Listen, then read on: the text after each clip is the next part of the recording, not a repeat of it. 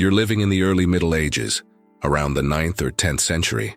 Your world is tiny, maybe just your village and the fields around it. Most people never traveled more than a few miles from where they were born, but something was stirring across Europe that would change everything forever. It started small, really. A farmer had extra grain after a good harvest. A blacksmith forged more horseshoes than his village needed.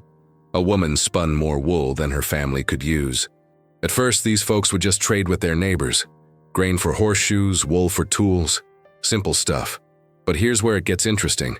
As towns began to grow and more people moved away from pure farming, something magical happened. People realized they could make a living not by growing things or making things, but by moving things from one place to another. These were the first merchants, and they were basically the Indiana Jones of their time. Except instead of hunting for ancient artifacts, they were hunting for profit. The feudal lords and church officials saw an opportunity too. They realized that if they offered protection to these traveling traders, they could charge them for the privilege. So they started granting special permissions called market charters that basically said, you can set up shop here on Wednesdays, and we'll make sure nobody robs you blind. These early markets were nothing fancy, just a cleared space in a town square, maybe near a church or castle for protection. Merchants would arrive at dawn, spread their goods on simple wooden tables or even just blankets on the ground, and by sunset, they'd pack up and move on to the next town. But what made these markets truly revolutionary wasn't just the trading, it was the mixing. For the first time in centuries, people from different regions, speaking different dialects, following different customs, were coming together in one place. A spice merchant from Venice might find himself haggling next to a wool trader from England, while a local baker sold bread to customers who'd never seen the Mediterranean Sea. The church played a huge role too, but not always in the way you'd expect. They banned trade on Sundays and holy days, which actually helped standardize when markets happened across Europe. But they also became some of the biggest traders themselves, selling everything from religious relics to wine made by monks. What's fascinating is how quickly these simple market days evolved into something much bigger. Within just a few generations, some markets were attracting thousands of people and lasting for weeks at a time. Towns began competing with each other to host the best markets, offering better protection, nicer facilities, and lower taxes to attract merchants. And here's a detail that'll blow your mind. Many of our modern cities exist exactly where they are today because of medieval markets. Places like Paris, London, and Frankfurt became major centers not because of geography alone, but because smart rulers figured out how to make their markets the most attractive destinations for traders. The birth of medieval markets wasn't just about buying and selling, it was about the birth of a connected world, where a sheep farmer in Scotland could end up wearing silk that traveled thousands of miles from China, all because someone figured out how to make money by bringing distant worlds together in a single bustling square. Let me take you back to the early Middle Ages, around the 8th and 9th centuries after Christ. Imagine Europe as a patchwork of tiny rural communities, each one like a small island of humanity, surrounded by vast forests and wild lands. Most people lived their entire lives within walking distance of where they were born, growing their own food, making their own clothes, and knowing everyone in their village by name. But something was changing. Cities that had crumbled during the fall of Rome were slowly coming back to life. Populations were growing, and people were starting to specialize in different crafts. A village might have one really talented blacksmith, another might be known for its pottery, and a third might produce the best wool in the region. Suddenly, people had a problem they'd never faced before. They had goods they couldn't use but needed things they couldn't make. The solution started simple enough. On certain days of the week, usually under the watchful eye of the local lord or near a church for protection, people would gather in an open space to trade. These weren't grand affairs at first, just farmers spreading their extra produce on rough wooden planks, craftsmen displaying their wares, and neighbors haggling over the price of a chicken or a bolt of cloth. But here's where the story takes a fascinating turn. What began as basic necessity quickly evolved into something much more powerful. Smart feudal lords realized they could charge fees for the privilege of trading in their territory. They offered protection from bandits, guaranteed fair weights and measures, and provided basic services like security and dispute resolution. In return, they collected taxes on every transaction. The church jumped in too, but with their own twist. They declared certain days off-limits for trading. Sundays and holy feast days were for worship, not commerce. This actually helped standardize market schedules across Europe. But the church also became major players in trade themselves, selling everything from religious manuscripts to wine produced in monastery vineyards. Within just a few generations, these humble market days transformed into something extraordinary. Some markets grew so popular they attracted merchants from hundreds of miles away. Towns began competing fiercely to host the most successful markets, offering better roads, safer storage facilities, and lower taxes to lure traders away from their neighbors. And here's where things get really interesting. Markets became breeding grounds for innovation, and yes, some pretty audacious schemes. Merchants developed the first credit systems, allowing trusted traders to buy goods in one market and pay for them weeks later in another city. But this also opened the door for elaborate cons. Some merchants would establish credit in multiple markets, buy expensive goods, then disappear into the countryside before anyone realized they'd been swindled. The most successful markets evolved into cultural melting pots. A single market day might feature a spice trader from the Mediterranean, arguing with a fur trapper from the northern forests, while local musicians played for coins and storytellers shared tales from distant lands. These weren't just places to buy bread and shoes. They became the medieval equivalent of social media, where news, gossip, and ideas spread as quickly as goods changed hands. What's remarkable is how quickly word of a good market could travel. Successful markets developed reputations that spread across entire kingdoms. Merchants would plan their routes months in advance to hit the most profitable markets at the right times, creating trade networks that connected tiny villages to international commerce routes. The birth of medieval markets wasn't just about economic necessity. It was about humans discovering that bringing different worlds together in one place could create something more valuable than the sum of its parts. These simple trading days planted the seeds for the great commercial cities that would shape European history for centuries to come. So who exactly made these medieval markets come alive? Picture walking through a bustling marketplace in the 13th century, and you'd encounter three main groups of people, each with their own stories, struggles, and dreams. First, let's talk about the merchants. And these folks were the real adventurers of their time. Imagine leaving your family for months, maybe even years, to travel dangerous roads through foreign kingdoms, all in search of profit. These weren't just shopkeepers. They were risk-takers who bet everything on their ability to buy low in one place and sell high somewhere else. Take a typical spice merchant from Venice.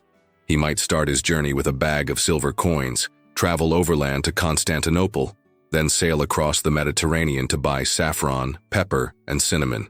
But here's the catch. One storm at sea, one band of highway robbers, or one dishonest business partner could wipe out years of savings in a single day. Yet they kept doing it, because the rewards could be incredible. A successful spice run could set a merchant up for life.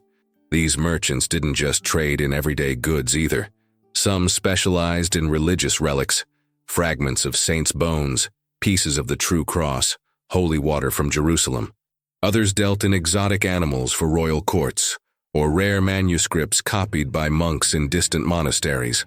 The most successful merchants became wealthy enough to loan money to kings and influence political decisions.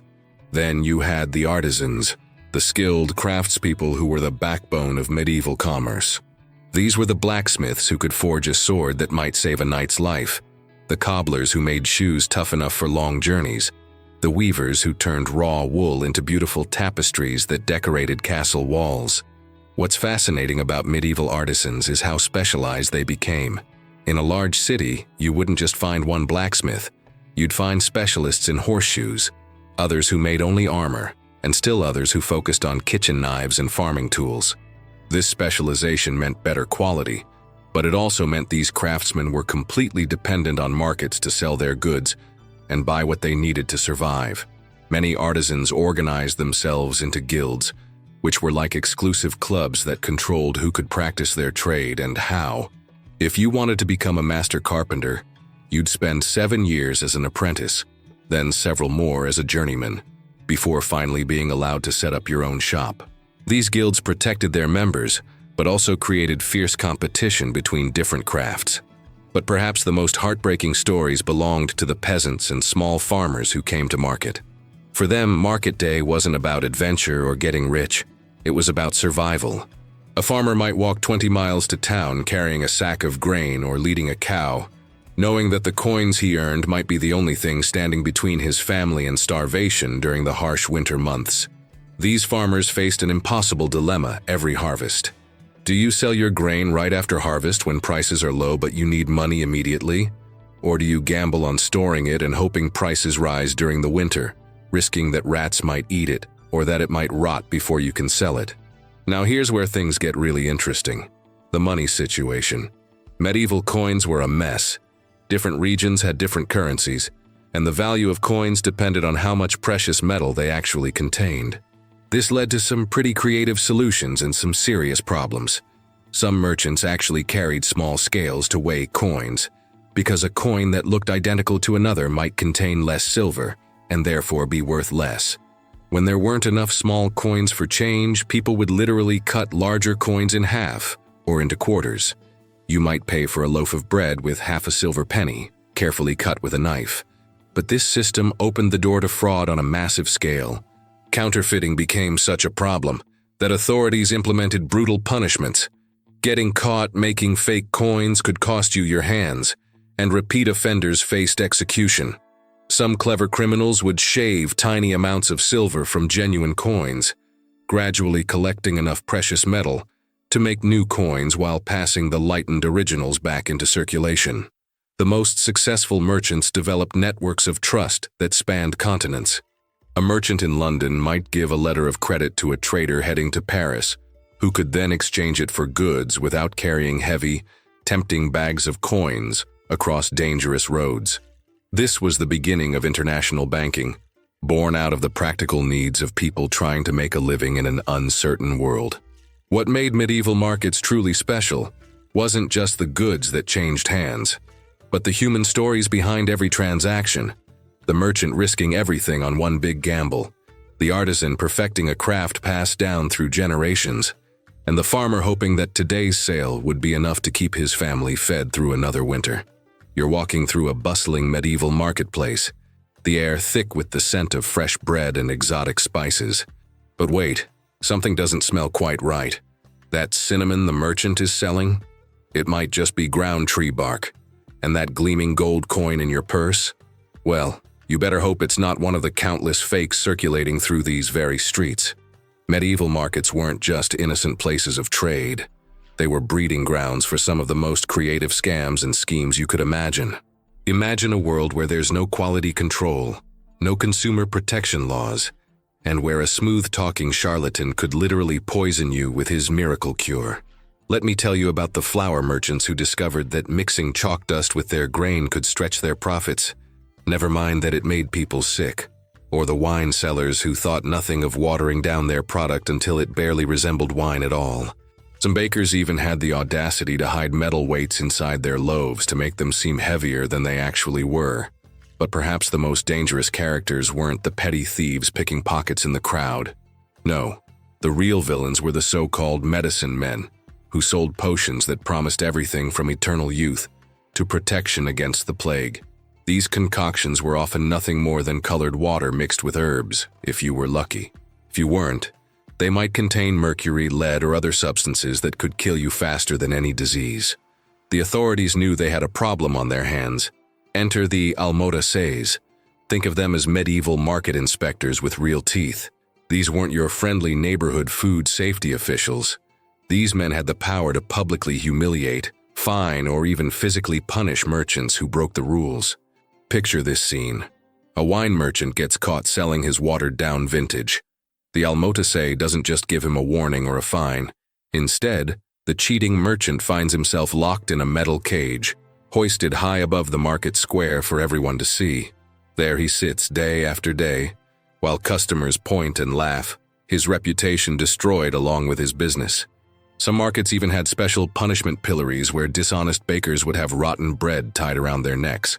But here's where it gets really interesting. Many medieval markets operated almost like independent city-states. They had their own courts, their own laws, and their own ways of dealing with troublemakers. A merchant who cheated in the London markets might find himself banned not just from that particular square, but from every major trading center across England. The punishment fit the crime in ways that seem almost poetic today. Bakers who sold underweight loaves might be dragged through the streets on a sledge with the offending bread tied around their necks. Brewers who watered down their ale could face the humiliation of having their entire stock poured out in the street while the whole town watched. And yet, despite all these safeguards, the scams kept coming. Merchants would hollow out wheels of cheese and fill the centers with cheaper materials. Cloth sellers developed intricate ways to make their fabrics appear more luxurious than they really were. Even the money changers, the medieval equivalent of banks, weren't above shaving precious metal off coins or passing off brass as gold. The really clever criminals didn't just cheat their customers, they cheated each other. There were elaborate schemes involving fake letters of credit, counterfeit seals from distant kingdoms, and merchants who would disappear into the night with advance payments for goods that would never arrive. What made all of this even more dangerous was the sheer anonymity of it all. In a world where people rarely traveled far from home, a dishonest merchant could work one market, disappear, and set up shop somewhere else with a completely new identity. There were no credit checks, no background investigations, and certainly no way to warn the next town about what was coming their way. The markets became a constant battle between honest traders trying to make a living and creative criminals looking for their next mark. And caught in the middle were ordinary people just trying to feed their families and get through another day, never quite sure if that expensive spice they just bought was the real thing, or if they'd just been taken for everything they had. Now imagine if I told you that back in the 13th century, there was a place where a merchant from London could bump into a spice trader from Constantinople, where Italian bankers rubbed shoulders with Flemish clothmakers, and where the debts of kings were bought and sold like everyday commodities. Welcome to the great international fairs, the medieval world's answer to modern shopping centers, stock exchanges, and United Nations meetings all rolled into one. These weren't your typical weekend farmers markets. We're talking about massive commercial events that could last anywhere from 6 weeks to 3 months, transforming sleepy towns into bustling international hubs that rivaled the greatest cities of Europe. The most famous of these were the Champagne fairs in northeastern France, and trust me, they were nothing short of revolutionary. Picture this. Twice a year, the little town of Troyes would swell from a few thousand residents to over 100,000 people. Merchants would arrive with entire caravans, sometimes traveling for months just to reach these fairs. They came from as far north as Scotland and as far south as North Africa, bringing goods that most people had only heard about in stories. The Champagne fairs weren't just about buying and selling. They were about creating an entirely new way of doing business. Here's where it gets fascinating. These fairs operated on a schedule so precise, it would make modern logistics companies jealous. There were specific weeks for different types of goods. First came the cloth merchants, then the leather traders, followed by the spice dealers, and finally the money changers who would settle all the debts and payments. But here's the real genius of it all. The organizers realized that asking merchants to carry heavy bags of gold and silver coins across dangerous medieval roads was basically asking them to be robbed. So they invented something that would change commerce forever: the letter of credit, which was essentially the world's first check. Let me paint you a picture of how this worked. A wool merchant from England wants to buy silk from a trader who's traveled all the way from Damascus. But instead of counting out hundreds of heavy silver coins in the middle of a crowded marketplace, the English merchant writes what's essentially an IOU on a piece of parchment. This document promises that a banker back in London will pay the agreed amount to whoever presents the letter. The Syrian merchant can then take this letter to a money changer at the fair, who knows the London banker's reputation and will exchange it for local currency. Or better yet, the Syrian merchant might use that same letter to buy goods from someone else, passing the debt along like we might pass a $20 bill today. This system was so revolutionary that it solved one of medieval trade's biggest problems: trust between strangers. How do you do business with someone you've never met, from a country you've never visited, speaking a language you don't understand?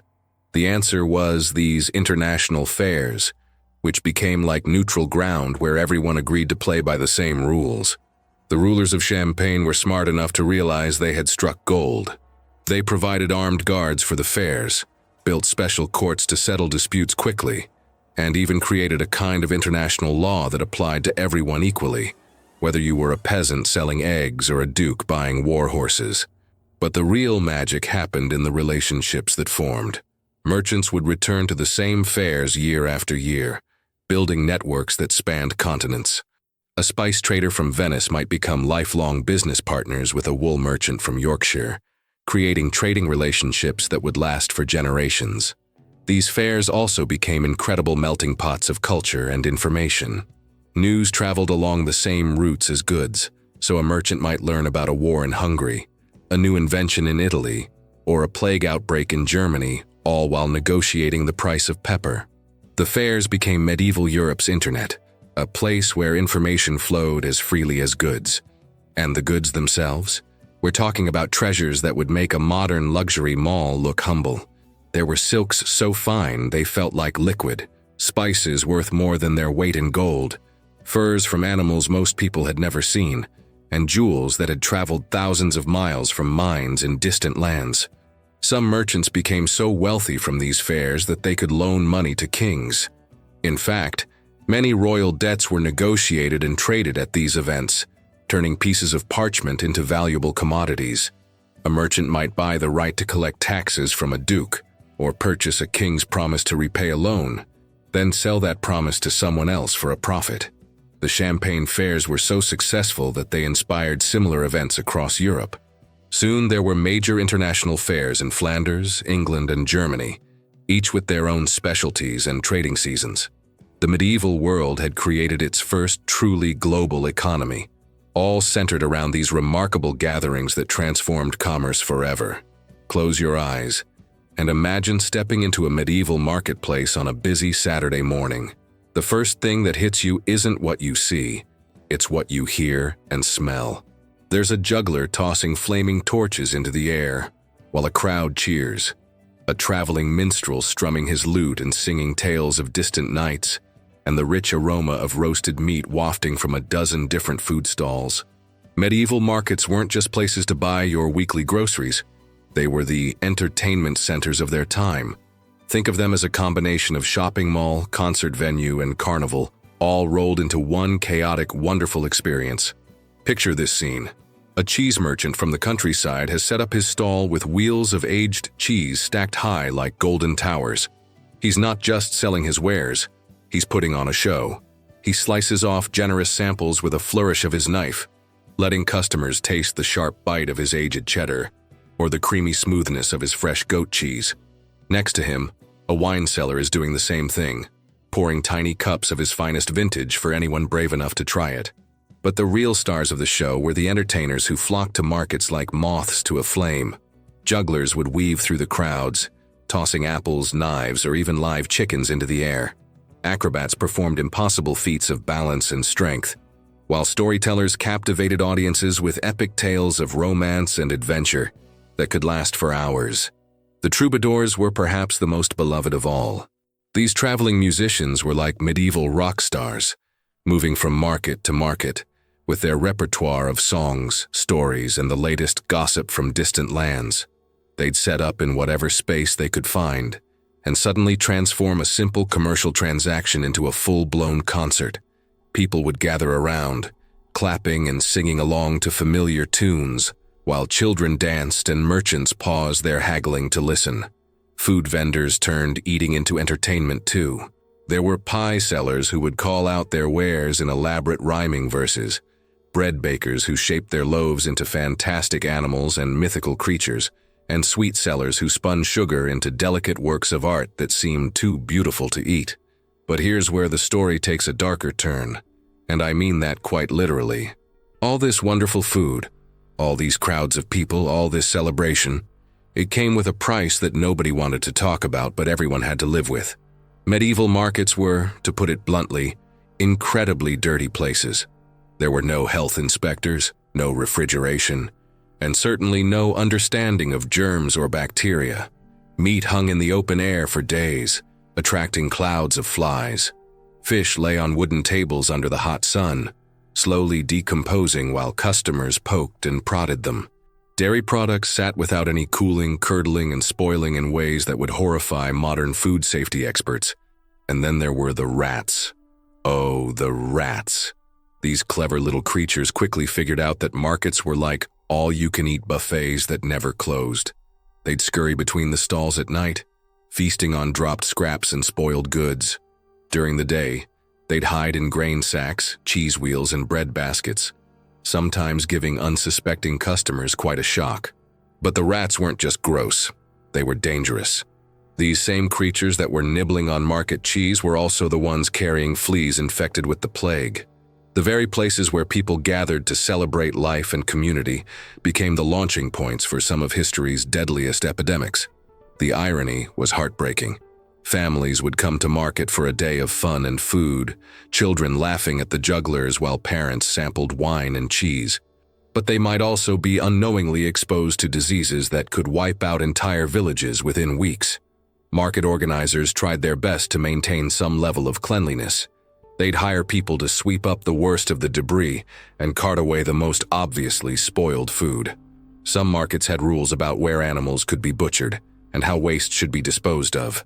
But in a world without running water, soap, or any real understanding of disease transmission, their efforts were like trying to hold back the ocean with a bucket. The smell alone must have been overwhelming. Imagine the mixture of unwashed bodies, rotting food, animal waste, and wood smoke all blending together in the confined space of a market square. People got used to it, of course. They had to. But visitors from the countryside would sometimes faint from the assault on their senses when they first entered a busy urban market. Yet despite all of this, people kept coming back. The joy of community, the excitement of entertainment, and the necessity of commerce were stronger than the fear of disease or disgust at the conditions. Medieval people understood something that we sometimes forget today, that human connection and shared experiences are worth almost any risk. The markets continued to thrive, rats and all, because they offered something that nowhere else could provide. A place where the ordinary drudgery of medieval life could be transformed, even briefly, into something magical, where a simple trip to buy bread could become an adventure filled with music, laughter, and the taste of exotic foods from far-off lands.